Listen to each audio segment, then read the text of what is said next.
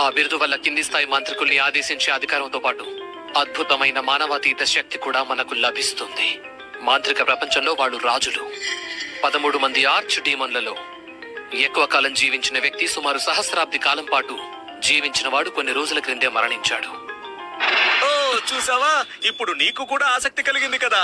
కానీ నువ్వు పడుకోవాలని అన్నట్టున్నావే. సర్లే పడుకో, వెళ్ళి నేను నిన్న ఆపనులే. నీకు చెప్పాలనిపిస్తే చెప్పు, లేకపోతే వెళ్ళి కనిచి. సరేలే. మాచుసియస్ సంస్థానంలోని కియోనాయిడ్స్ లో ఒక భారీ వేలం జరగబోతోందని విన్నాను. చట్టబద్ధమైన వస్తువుల నుంచి నీకు కావలసిన వరకు అన్ని ఆ వేలంలో ఉంటాయి. నువ్వు చెప్పేది అదే నేను చెప్పేది. ఆర్చ్ డీమన్ సంపద మొత్తం వేలం వేయబడుతుంది.